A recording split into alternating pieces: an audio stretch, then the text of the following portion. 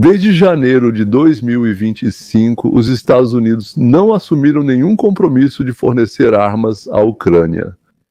No final de julho, o Pentágono fez um relatório sobre os estoques de armamentos e informou que envios adicionais para o exterior esgotariam os estoques dos Estados Unidos da América em caso de ataque. E esses estoques seriam menores do que o Congresso determinou como a quantidade de armamentos que o Exército, a Marinha e outras forças dos Estados Unidos da América devem possuir. Com base nesse relatório, a Casa Branca interrompeu o fornecimento de munições e armamentos para a Ucrânia, atendendo ao pedido da Ucrânia feito aos países europeus. Foi respondido que nossos próprios estoques foram esgotados e ficaram abaixo do nível que somos obrigados a manter, por assim dizer, em nossos depósitos e armazéns. A Ucrânia se encontra em uma situação em que precisa sentar à mesa de negociações. Nem Zelensky, nem seu gabinete, nem seus generais querem parar a guerra. Mas temo que nessa situação a Ucrânia terá que decidir. Perder mais 1 milhão de rapazes e moças e, mesmo assim, entregar à Rússia os territórios ocupados ou parar a matança agora mesmo. Eu não sou militar, claro, nem político, senhoras e senhores, e não conheço nem o povo ucraniano, nem suas tradições, nem nada disso. Mas talvez seja totalmente impossível chegar a um acordo com Putin. Ou talvez seja humilhante, ou talvez haja outro motivo. Mas diante do fato de que agora os ucranianos vão morrer dezenas de vezes mais rápido, diante desse fato, talvez a Ucrânia decida negociar. Enquanto isso, o vizinho do norte da Ucrânia, como vocês sabem, estou falando da Rússia pela 12ª vez. Bem, isso é do que se sabe, tentou matar Zelensky. Putin vive constantemente com medo de um atentado, mas se ele for morto, provavelmente não serão os ucranianos, e sim seus próprios aliados mais próximos. Eu vou falar sobre isso, mas é algo absolutamente impressionante, sobre a investigação da CIA. De onde veio a lenda sobre a ligação de Trump com Putin? Porque isso é realmente uma lenda. Desde o começo, sabemos que durante a campanha eleitoral de Hillary, eles procuravam uma maneira de desviar a atenção do botão de reinicialização. Com Lavrov, houve aquela situação em que a madame levou o botão para Moscou. E sobre o acordo nuclear de venda de urânio em troca de uma contribuição de 50 milhões de dólares para o fundo dos Clinton. Ou seja, os Estados Unidos da América vão te dar alguma coisa e você vai me pagar pessoalmente por isso. A inteligência ucraniana informou que impediu uma tentativa das forças especiais russas de assassinar o presidente Zelensky. A inteligência ucraniana informa que frustrou uma conspiração russa para assassinar o presidente Zelensky. Uma conspiração russa para sequestrar e assassinar o presidente Volodymyr Zelensky e outras autoridades militares e políticas da Ucrânia. A conspiração envolvia o recrutamento de oficiais militares que deveriam fazer o Sr. Zelensky de refém e depois matá-lo. Zelensky disse que só em 2022 houve pelo menos 10 tentativas de assassinato contra ele. Vladimir Alexandrovich informou que Vladimir Vladimirovich já é a 12ª vez só neste ano. Ou talvez nem isso, na verdade, eu acho que desde o início da guerra ele manda assassinos de aluguel tentando tirar a vida de Zelensky e de vários outros líderes ucranianos. Em 23 de junho foi relatado que o presidente da Ucrânia, Vladimir Zelensky, foi alvo de uma complexa conspiração de assassinato envolvendo um aposentado polonês, um drone em uma mala e um rifle de precisão.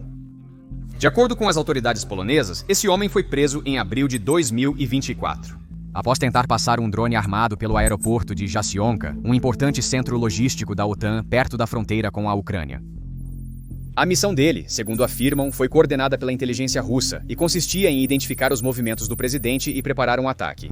O suspeito, identificado apenas como Pavel K., é um cidadão polonês de 60 anos e ex-militar com um longo histórico de opiniões pró-soviéticas. Os promotores afirmam que ele permaneceu fiel à ideologia da União Soviética, mesmo após sua dissolução em 1991 e manteve ligações com redes de inteligência russas. Nas décadas seguintes, ele não agiu por dinheiro ou sob pressão. Ele acreditava na missão de Putin de matar o presidente da Ucrânia. Sua missão era encontrar Zelensky, auxiliar atiradores de elite e fornecer um drone armado para o ataque. Sua prisão em 17 de abril de 2024 foi resultado de uma operação conjunta da contra-inteligência polonesa e do Serviço de Segurança da Ucrânia. Serviço de Segurança da Ucrânia. Mas essa não foi a única tentativa. Aliás, eu não entendo por que os russos querem matar Zelensky. Eles acham mesmo que ele realmente comanda alguma coisa e que isso vai parar de funcionar se ele não estiver lá? Ou é algo puramente simbólico, tipo, eliminaram o inimigo no covil, o principal chefe, ou alguma besteira assim, alguma bobagem dessas? Mas isso é problema deles, se é verdade mesmo, e não histórias que inventam na Ucrânia para propaganda. No final do segmento, vamos tentar responder a pergunta: por que eles fizeram isso? Como mencionei, essa não foi a única tentativa.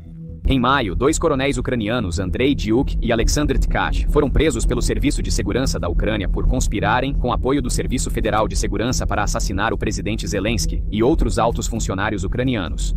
Ambos os homens serviam na Guarda Estatal, responsável pela segurança do presidente. Segundo relatórios de inteligência, eles foram recrutados pelo Serviço Federal de Segurança da Rússia antes de fevereiro de 2022. Eles receberiam cerca de $50 mil pela operação, uma quantia surpreendentemente baixa para assassinar um presidente em exercício. A tarefa deles era recrutar outros membros do círculo de Zelensky para realizar uma operação de tomada de reféns ou de atirador de elite, além de fornecer drones, mísseis e explosivos. Um coronel confessou ter coordenado ataques com mísseis e drones contra Zelensky durante deslocamentos e no escritório, além de Kirill Budanov e o chefe do Serviço de Segurança da Ucrânia, Vassily Maliuk. Ao mesmo tempo, o ataque foi programado para coincidir com a posse de Putin.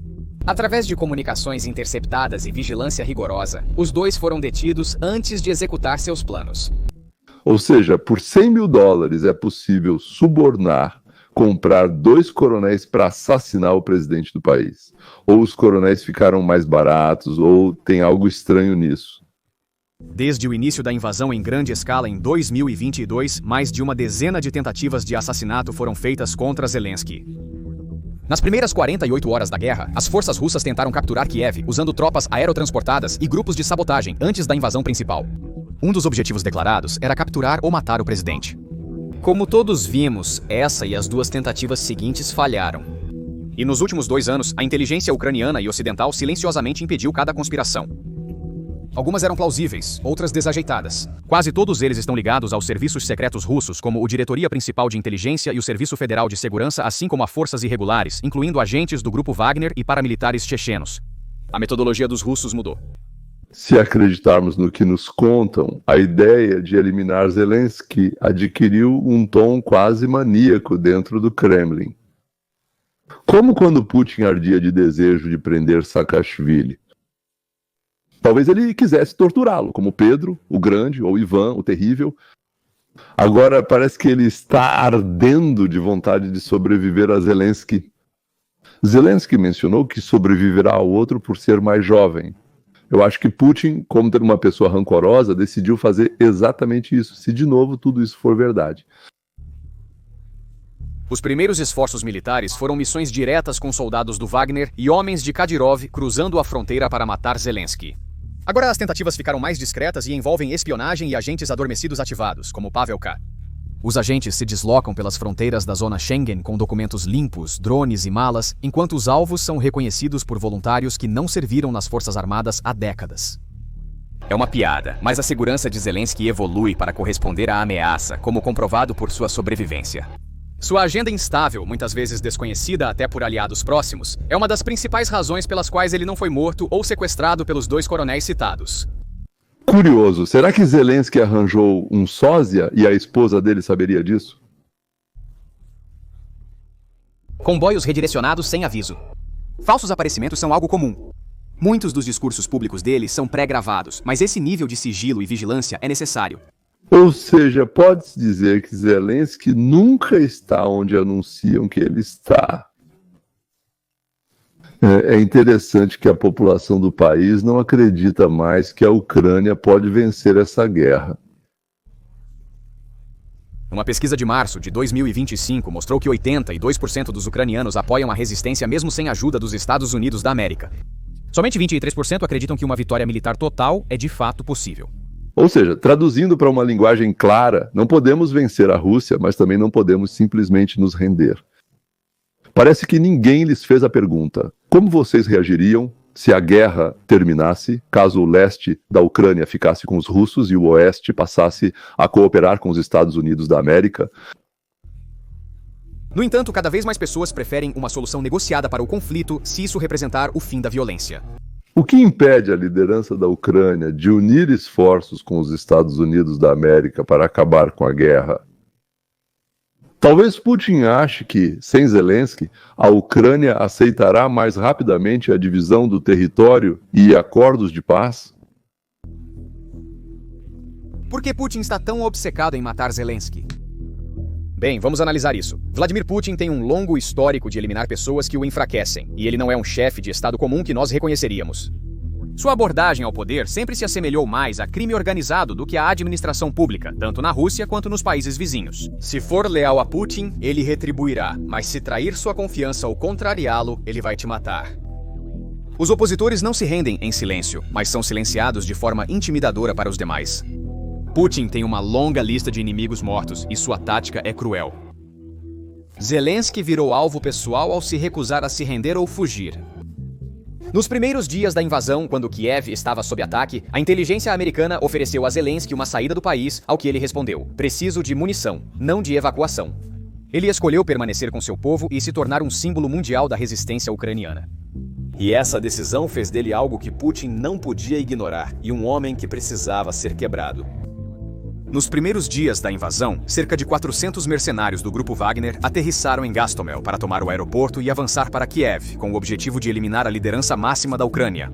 Simultaneamente, as tropas de Ramzan Kadyrov avançavam do norte, visando tomar a capital de assalto e destruir a infraestrutura de comando. Essas eram missões de combate não convencionais. Eram tentativas de assassinato, destinadas a derrubar o governo ucraniano antes que ele pudesse reunir aliados e organizar a defesa. E eles chegaram perigosamente perto. O gabinete de Zelensky o barricou no complexo presidencial, empilhando móveis nas portas e distribuindo rifles para todos. Em meio ao caos, as forças especiais russas invadiram a residência. Posteriormente, em entrevista, Zelensky confirmou que houve disparos nos escritórios presidenciais e mortes durante o confronto. Mas a segurança resistiu e os atacantes não alcançaram seu objetivo. As forças ucranianas, com apoio de dados em tempo real, lutaram rua por rua e destruíram os grupos Wagner e os homens de Kadyrov, antes que completassem sua missão. Quais detalhes nós sabíamos? E algumas coisas foram novas até para mim. Um mês depois, em março de 2022, a inteligência ucraniana revelou mais 2 operações de assassinato apoiadas pela Rússia, que tinham como alvo Kiev. As forças especiais chechenas foram posicionadas perto de Gostomel para capturar Kiev e eliminar Zelensky. Com informações internas, o Serviço de Segurança da Ucrânia e o exército ucraniano localizaram as unidades e iniciaram combates intensos. Centenas de soldados chechenos morreram antes de alcançarem seu objetivo. Simultaneamente, a empresa militar privada Redut, apoiada pela Diretoria Principal de Inteligência, iniciou sua própria missão. Mais de 1000 agentes entraram na região de Kiev com o objetivo de eliminar a liderança do governo. Porém, as forças ucranianas, alertadas e preparadas, armaram uma emboscada contra eles. Redut sofreu perdas catastróficas de 90% de seu pessoal. Em agosto de 2023, a contra-inteligência ucraniana prendeu uma agente russa que atuava secretamente em Nikolaev. Ela era moradora local e ex-funcionária de uma loja militar, que secretamente rastreava a rota de Zelensky, fotografando pontos-chave como depósitos militares e estações de guerra eletrônica, antes das visitas presidenciais dele. O Serviço de Segurança da Ucrânia pegou-a em flagrante quando se preparava para enviar informações de inteligência ao seu curador russo, possivelmente com o objetivo de direcionar um ataque aéreo de precisão ou um ataque com drones. Os analistas creem que ela agia orientada pelo Serviço Federal de Segurança. Ataques desse tipo, como a conspiração na Polônia e a traição dos coronéis Andrei Guk e Alexander Derkach, mostram a crescente complexidade das tentativas de assassinar o presidente Zelensky. Operações simultâneas em grande escala dos Kadyrovtsi, chechenos e wagneritas, mais de 1000 militantes e um grupo de invasão. Desde incursões armadas e grupos de mercenários no começo da guerra, até a ativação de um agente duplo que vivia na Polônia há décadas, e o suborno de membros da segurança ucraniana. Autoridades ucranianas estimam que Zelensky sobreviveu a mais de 10 tentativas graves de assassinato. As armas não são para mudar a linha de frente, mas para eliminar o herói ucraniano e mostrar que ninguém está fora do alcance de Putin, nem mesmo em uma base aérea da OTAN. Interessante, mas será que Hitler tentou matar Stalin e, consequentemente, Stalin tentou matar Hitler? Sinceramente, eu não vejo sentido em matar Zelensky, mas talvez, aos olhos de Putin, isso seja um ato simbólico. E Putin, claro, é um verdadeiro maníaco. Putin vê o mundo assim. Ele se vinga mesmo quando isso não faz sentido algum, exceto para satisfazer esse sentimento dele. Isso não resolve nenhum problema. Um chefe de Estado normal teria se afastado disso. Mas caras maníacos como Putin, eu não sei como era Hitler, mas Stalin com certeza era parecido nesse sentido. Em 2006, Alexandre Litvinenko foi envenenado com polônio em Londres. Em 2018, Sergei Skripal sobreviveu a um ataque com agente nervoso no Reino Unido, que resultou na morte de um civil. Alexei Navalny foi exposto a agentes químicos em 2020 e foi preso sob condições severas, e depois morreu da síndrome da morte súbita, o que quer que isso signifique, em uma prisão russa. Em 2023, após organizar uma rebelião contra a liderança militar russa, Yevgeny Prigozhin morreu quando seu avião explodiu no ar. Houve defenestrações desde o começo da guerra na Ucrânia, no início de 2022. Mais de 230 russos, entre empresários, funcionários, jornalistas e críticos, morreram em circunstâncias misteriosas. Muitos deles foram vítimas de quedas repentinas ou acidentes envolvendo janelas. Por exemplo, no início de setembro de 2022, Ravil Maganov, presidente da Lukoil, foi encontrado morto após cair da janela de um hospital pouco depois da visita do presidente Putin ao local. As autoridades chamaram isso de suicídio. Um mês depois, Pavel Antov, deputado e um dos políticos regionais mais ricos, caiu da janela de um hotel na Índia. Sua morte foi oficialmente considerada acidente, mas antes ele criticou as ações russas na Ucrânia. Em fevereiro de 2025, o músico anti-guerra Vadim Strelikin teria caído do 10º andar de seu apartamento em São Petersburgo durante uma visita dos serviços de segurança, segundo relatos. Os investigadores abriram um processo criminal em meio a suspeitas de jogo sujo. Esses casos não são isolados, fazem parte de um padrão de violência, conduzido sob as ordens de Putin. Frequentemente à vista de todos, por vezes no exterior. O importante não é quem foi morto, mas onde e quando. O objetivo é sempre lembrar aos outros sobre a influência do presidente da Rússia e a definitividade de sua decisão. Esse instinto assassino agora impulsiona as campanhas contra Zelensky? Na verdade, eu suspeito que o desejo de vingança não é exclusivo de Putin. Como eu já disse, Iosif Zelensky não esquecia nem a menor das ofensas. Pedro, o Grande, pessoalmente torturava aqueles que o ofendiam. Então, aqueles que não agradavam muito a Ivan, o Terrível, tinham que morrer em sofrimento. Talvez nós tenhamos ficado amolecidos aqui no nosso ocidente com nossos jacuzzis e filés mignon, mas por quase 6.000 anos de história humana, foi exatamente assim que todos agiram, todos que buscavam ou alcançavam o poder para mantê-lo. Putin é, na minha opinião, um dos personagens mais vis, mas ele é literalmente só 1/4 de milímetro melhor do que o canalha Khrushchev, que pedia a Stalin para aumentar a cota de prisões e execuções da inteligência ucraniana. E 1/4 de micron pior do que, ou talvez nem isso, aliás, Dzerzhinsky, Malenkov, Bulganin, Sverdlov e outros Trotskys. Aliás, Trotsky era um canalha excepcional. Lá em Kronstadt, quando ele reprimiu a chamada revolta. Tudo o que eles queriam era mais autonomia, mais direitos, mais democracia pela qual lutaram. Por exemplo, ele fuzilou a maior parte da guarnição e da população civil em nome de quem, supostamente, os bolcheviques fizeram a revolução. E vocês talvez acham que Obama foi melhor.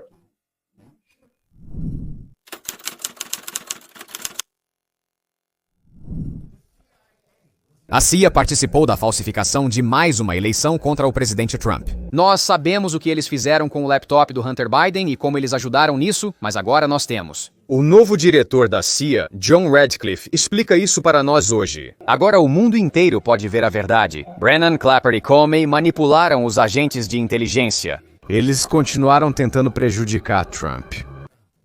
O trio mencionado de chefes da CIA, FBI e Inteligência Nacional criou um centro de desinformação com o objetivo de impedir o político Trump em seu primeiro mandato, ou seja, Trump 45, e evitar sua reeleição. E todo o Estado Profundo trabalhou nisso de forma excelente, magnífica, melhor do que, porque era realmente necessário. Obrigado aos oficiais de carreira da CIA, que espacibo. Aos funcionários da CIA que elaboraram este relatório que vamos ler. Quem conduziu essa investigação e revelou os fatos? Esse é o Brennan, lembra dele? Um dos piores, que dizia que o notebook do Hunter Biden era russo. Há sinais de desinformação russa com a ajuda da CIA. Também há aqueles que trabalharam para o Obama. Obama já sabia disso em 2016 e agora nos contou essa história. Também temos um documento real que comprova. Então isso veio da CIA, um memorando do diretor John Radcliffe e do vice-diretor com uma mensagem ao diretor sobre o que está acontecendo. Ele diz: "Tudo bem, diretor?" Agora, em maio de 2025, o diretor da CIA, o novo diretor John Radcliffe, encarregou a diretoria de análise da CIA, chamada Diretoria de Análise, de conduzir uma revisão das lições aprendidas, procedimentos e métodos analíticos usados na versão mais secreta da avaliação da comunidade de inteligência, chamada de Próxima Campanha de Influência da Rússia, voltada para as eleições de 2016. Lembra o quanto se falou sobre isso? Após a vitória de Trump, houve uma investigação contínua sobre a conspiração entre ele e a Rússia, que chegou até a ter uma música: Trump-Rússia, conspiração. A análise concentrou atenção especial no julgamento mais discutido, que era o de que o presidente Putin queria ajudar Trump.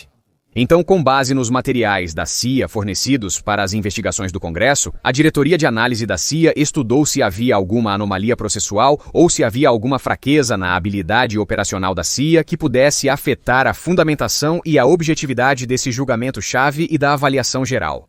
Ou seja, verificar se os fatos são verdadeiros e qual lógica levou às conclusões de que Trump e Putin estão ligados por um mesmo fio. Então, para entender o procedimento Portanto, para entender as questões processuais e profissionais identificadas nesta análise, é necessário examinar os ambientes politicamente carregados e as circunstâncias únicas que levaram à elaboração deste relatório sobre Trump e a Rússia. A avaliação da comunidade de inteligência ocorreu no final de 2016. Nesse período, houve declarações públicas e privadas contraditórias de representantes da comunidade de inteligência sobre o papel da Rússia nos Estados Unidos.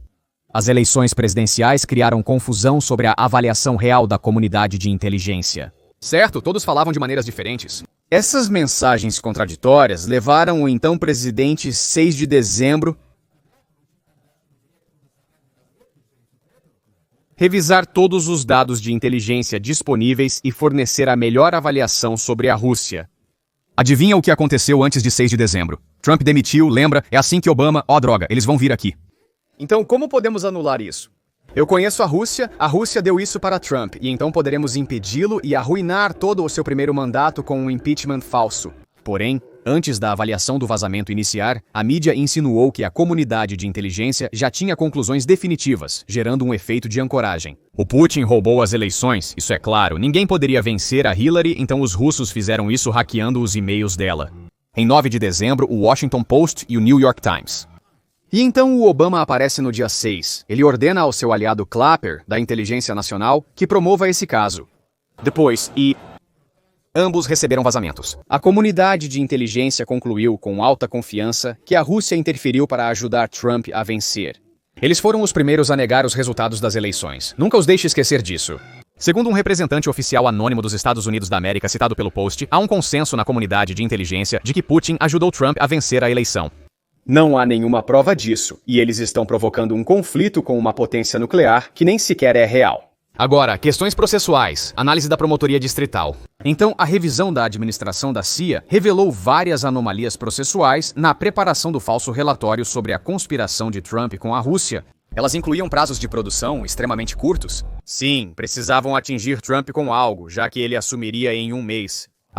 Isolamento rigoroso para que ninguém soubesse o que esses pequenos criminosos estavam fazendo, e envolvimento excessivo dos chefes das agências. Isso era muito importante para todos. Tudo isso levou a desvios das práticas padrão. Você está brincando ao compor, coordenar e verificar uma história inventada sobre o Trump. Esses desvios prejudicavam a aplicação de uma técnica rigorosa, especialmente no julgamento mais polêmico da avaliação. E, olha só, surpresa, descobriram que não há fatos e que a lógica é ilógica. Mas o mais importante é que descobriram que não havia nem análise, nem discussão. E o que havia então? Bem, normalmente leva cerca de 7, 8, 9 meses de trabalho de todo um grupo de analistas. Mas nada disso aconteceu de fato. A tarefa foi recebida.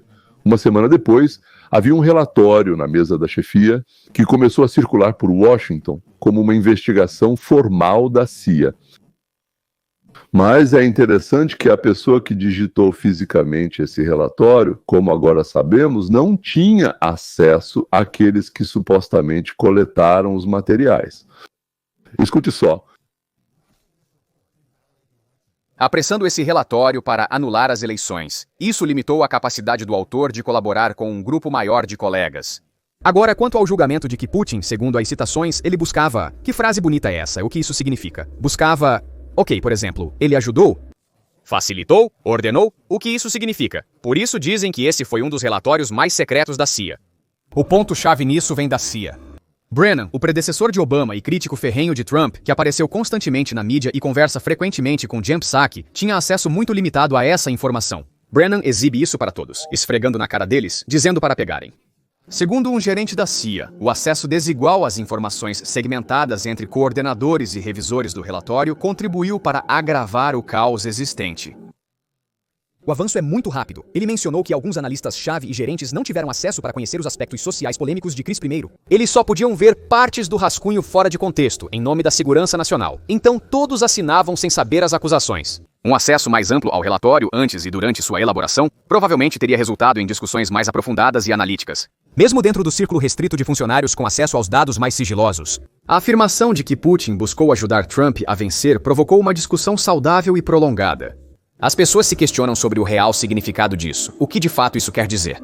Incluir mais vozes com tempo adicional para a discussão certamente teria esclarecido e questionado esse detalhe. E aqui está mais um relatório vazio de alguma agência de 3 letras. Em 2017, foi relatado que a versão mais altamente secreta desse relatório foi entregue a mais de 200 oficiais dos Estados Unidos da América.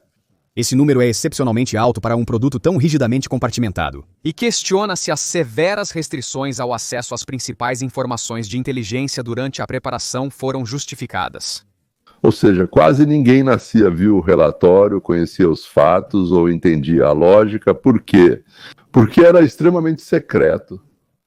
Mas esse relatório secreto foi mostrado para todos aqueles a quem nunca mostravam nada. Ou seja, de repente, ele deixou de ser secreto. Daqueles que deveriam fazer esse relatório, ele foi mantido em segredo, mas para aqueles para quem ele foi distribuído pelo mundo, ele foi desclassificado. E o mais estranho é que 3 chefes das principais agências de inteligência dos Estados Unidos da América trabalharam pessoalmente nisso. Agora sabemos que, portanto, era um documento falso e fraudulento. E foi assim que relataram ao Obama, né, que teve um papel de liderança e direção nessa fraude. Em seu livro, John Brennan, ele escreveu um livro chamado Inabalável. Não comprem esse livro. Brennan revela que ele estabeleceu os elementos-chave do processo com a Casa Branca antes do envolvimento do Conselho Nacional de Inteligência. A CIA de Brennan trabalha com Obama para forjar uma história contornando o Conselho Nacional de Inteligência, dizendo que Terror lideraria a elaboração do relatório. Agora isso é da nossa jurisdição, porque eu sou o John Brennan, dizendo que nossa coordenação será limitada à CIA, ao FBI e à Agência de Segurança Nacional, agências que nós controlamos, não eles. Que normalmente cuidaria disso. Não é uma situação de emergência, certo? Isso é depois das eleições. A Rússia tentou influenciar as eleições que Trump venceu, a menos que estivessem tentando mudar o resultado, o que obviamente estavam fazendo. Essas exceções ao procedimento padrão explicam o envolvimento exclusivo dos principais líderes nisso. Todos eles vão aparecer. Office of the Director of National Intelligence, CIA, FBI, Agência de Segurança Nacional. Eles aprenderam a lição em 2016 e mudaram sua estratégia em 2020. Criado em 6 de janeiro para limpar após as eleições ucranianas? Droga! Esses desvios do procedimento padrão limitaram a coordenação, a verificação da competência profissional e excluíram agências de inteligência-chave do processo. A análise do relatório de 2016 mostrou como desvios dos processos estabelecidos podem influenciar e afetar a qualidade da análise. Embora a avaliação geral fosse considerada fundamentada, as anomalias processuais e questões de competência profissional foram destacadas. Lições críticas para lidar com temas controversos ou politicamente carregados são aderir a lições críticas estabelecidas. Você está se referindo às acusações? Seguir processos analíticos e regras de trabalho rigorosas é essencial para garantir confiança, objetividade e precisão, principalmente quando a pressão do tempo, informações confidenciais e atenção elevada podem comprometer as práticas padrão. Foi uma operação conduzida pelos chefes das agências, ditada por Obama. Eles vão inserir aqui algumas frases genéricas. Vamos seguir uma metodologia rigorosa. Foi uma operação de inteligência. Você acabou de explicar isso. Prazos apertados exigem avaliações rápidas, mas sacrificar precisão analítica por velocidade gera problemas de confiança. Precisamos de mais tempo, então da próxima vez que tentarem roubar uma eleição, por favor, façam com mais calma, ok? Não tenham pressa. O acesso desigual a informações sigilosas também dificulta o trabalho. Compartilhe suas pastas de arquivos nos discos com seus colegas para que eles tenham acesso aos seus arquivos. Caso contrário, ninguém saberá quando estiverem fraudando as eleições juntos. A participação dos chefes das agências pode intimidar os analistas devido à interferência excessiva no processo de fraude eleitoral. Então, da próxima vez que vocês forem roubar uma eleição, por favor, garantam um processo mais transparente, certo? Eles realizam regularmente revisões internas pós-guerra, incluindo níveis de confiança e análise alternativa. Entendeu o ponto? Essas ferramentas são cruciais para compreender como agir. A CIA aplicará esses aprendizados para buscar melhorias contínuas. A CIA tomou várias medidas antes de 2024 para minimizar ou evitar os problemas que enfrentaram em 2016. Nós transmitimos expectativas claras e orientação. Senhores, tudo está claro, certo? Mentiram para nós, manipularam, tentaram nos calar, mas não conseguiram. Em novembro de 2024, nós rompemos o cerco. Eles não conseguiram organizar pela segunda vez o que organizaram em 2020, não conseguiram porque nós rompemos o cerco. Eu não sei se é possível punir por tudo isso, né? Ou se isso está encoberto por todo tipo de autorizações falsas, tarefas, ou talvez essas pessoas já tenham recebido há muito tempo, ou com licença do Biden. Esses canalhas vão sair impunes dessa. Eu espero que não, e espero que um dia veremos Obama junto com Hillary e outros no banco dos réus. Mas o mais importante é que estamos limpando esse pesadelo. Uma após a outra, estão sendo revelados crimes contra quem? Contra nós, contra você e eu. E hoje o general Flynn disse ao Trump: você conseguiu aprovar seu projeto de lei no Senado e no Congresso. Agora é hora de lidar com o Estado profundo, é hora de começar não apenas a arrancá-los, mas a erradicá-los completamente.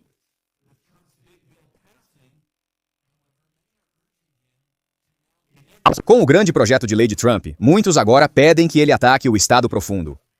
Ontem à noite contei para vocês como o chefe da CIA compartilhou um novo relatório que prova que o ex-presidente Obama, Clapper, Comey e Brennan usaram seu poder para atacar o presidente Trump. Ouça o que o general Michael Flynn disse sobre quais conselhos ele daria ao presidente Trump agora que a grande e bela lei foi aprovada. O que precisa ser feito aqui? Eu reuniria minha equipe, aquelas pessoas próximas e conselheiros pessoais de confiança que ele tem, e eu diria algo como: vejam, nós acabamos de destruir o programa nuclear iraniano e os atrasamos em 10 anos. Digamos, eu quero que essa equipe destrua o Estado profundo, assim como acabamos de destruir o programa nuclear iraniano. Mas para que isso seja para sempre, por isso precisamos agora pensar em ideias de como fechar em massa, sabe? Agências, organizações, talvez departamentos inteiros, e nos livrar de um monte de gente. E nós também devemos... Eu olharia diretamente para o meu procurador-geral e o diretor de inteligência nacional e diria: vocês dois vão trabalhar juntos. E eu encarregaria essas duas pessoas de virem até mim com um plano. É isso que quero dizer. Então eu provavelmente daria a eles cerca de 72 horas e eu diria: eu quero um plano para a investigação. Depois quero ver uma acusação e quero ver algumas pessoas sendo interrogadas agora mesmo. É uma luta do bem contra o mal. Entenderemos melhor. Precisamos entender agora mesmo que, se não coletarmos as provas, se não levarmos em consideração as informações que recebemos, o povo americano fica lá, assim como eu. Agora, de pé ou sentados, dizemos: por favor, senhor presidente, tome uma atitude. Tudo bem.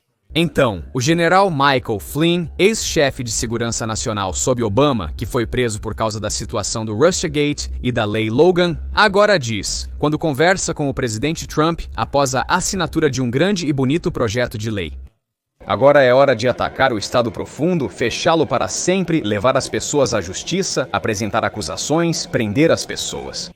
E ele diz: eu daria a Pam Bond 72 horas para começar isso e concluir. Me diga nos comentários o que você acha sobre isso. M, eu acho que isso é ótimo. Eu digo, vamos em frente, vamos terminar esse assunto. Eles destruíram o país e chegou a hora de recuperar nosso país e colocar esses criminosos na cadeia. A conversa é sobre o que todos nós esperamos que aconteça. O que estamos esperando? Os crimes foram cometidos, sabemos quem os cometeu, sabemos por quê. Sabemos que tudo o que eles disseram e fizeram foi uma mentira, e que eles sabiam que era mentira e falsificação.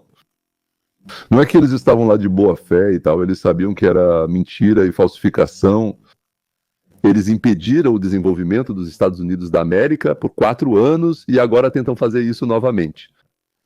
A questão está nas investigações, nos fatos organizados na ordem correta e no que chamamos aqui. Aqui está. No 4 de julho, Trump assina um projeto de lei que ele chama de Big Beautiful Bill, o grande e belo projeto de lei.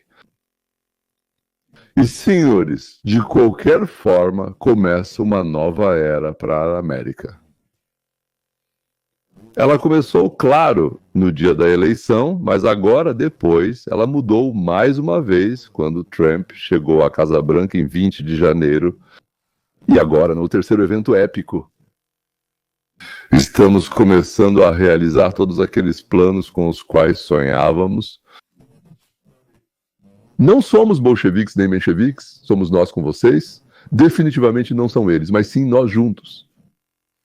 Somos apenas pessoas que querem que não nos destruam, que não mintam para nós, e que possamos ter a oportunidade de buscar a felicidade que queremos pelos meios que desejamos. Ao mesmo tempo, nos comprometemos a nos esforçar ao máximo para não atrapalhar o vizinho a fazer o mesmo. Até logo, legendas criadas por mim.